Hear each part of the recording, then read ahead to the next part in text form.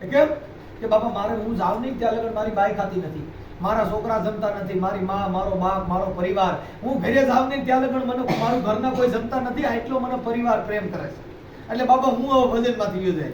એટલે ભાણ સાહેબે કીધું, ભાણ આ બધાય દેહના મોહ હોય, એ આ રૂપિયા દેશ એટલે બધાય તને વાહવાન ગલપોટો કરે, બાકી આ દેહમાં શ્વાસ ગયો જાય તો કોઈ કોઈનું નથી.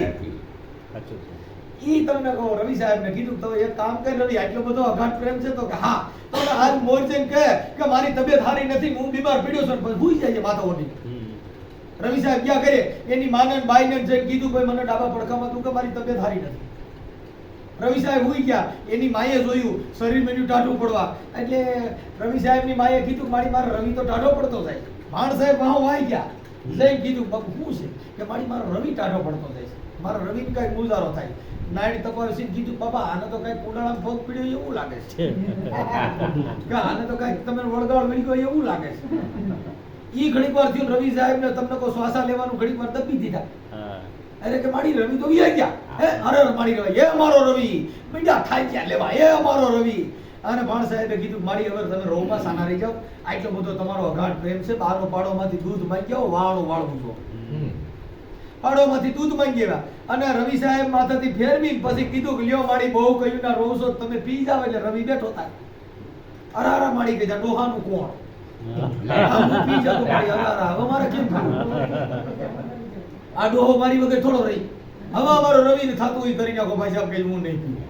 એ બાપાને કીધું બાપા તમે પી જાઓ, તમે પી જાઓ. રવિ બેઠો થાય, અરારા માડી ગઈ ડોહી ના ઘર ના છોકરા ના, મારે આખી જિંદગી આ બધું મારે કેમ કરું. એ અમારા રવિ ની થાતા વિધિ કરી નાખો. બેન ને કીધું બેન આવો, આ તો તમારો પતિ દેવ છે રવિ સાહેબ, તમે પી જાઓ. એટલે રવિ બેઠો થાય તમે વિયા જાઓ. એ મારી કઈ મા વગર ના છોકરા નહીં, બાપ વગર હાલે કઈ મા વગર થોડું. એ કોઈએ પીધું નહીં. તઈએ ભાણ સાહેબે કીધું કે મારી હવે કોઈ પીતા નથી તો મારે હવે બધાય બરાબર છે, પતિ ગયા હું પી જાઉં તો એ બાબા બહુ સારું કે છે, ભગવાન તમે સુખી રહે. ઈ ભાણ પી ગયા ને તઈએ રવિ સાહેબ ઉભા થયા પછી કીધું કે ભાણ કા ભટકતો નહીં, અને હવે મથીલે મનની માય, એ બાબા હવે રવિ સમજીને હુતોરા નામને તારે કરવું પડશે નહીં. આ નામને જો વરી ગયો હવે તારા ફાફા મારવા મટી જાય. એટલે ગંગા સતીએ કીધું કે બાપુ મેરું ડગે પણ જેના મનડા ડગરની પાટમાં ભલે ને ભાંગી જાય પ્રમાણ, એ ધજાની પૂછડીની ઘરે ફડક ફડક થતા હોય ઈને ઘરે ખીમડી આવે, એ ઈને ઘરે મેલડીઓ આવે, તમારા ઘરે દેવીઓ આવે, ઈ તમારા દ કોડડા. એ દશામાને પૂછી જેની માઠી દશા હોય ઈને ઘરે દશા, હા જેની માઠી બેઠી હોય ઈને ઘરે દશા.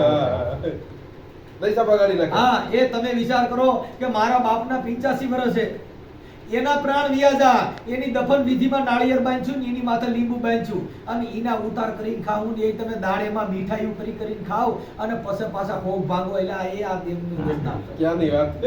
એ આ જીવતો બાપ હતો તેની ખીચડી ખવડાવી નહીં, ઓલો દાબડાનો બાપો કરીને ખીર ખો ન ખાવા. એ જીવતા સાઈડો નહીં મુવો વારી બોકાણ, એ જીવ બાપા આખો ભગત કે આને બધા ક્યાંના ઘરની વાત. એ જેટલા દેવ એટલા ટીલા સુધા, જેટલા ભગવાન એટલી પૂજા સુધી, ક્યાંના ઘરની વાત.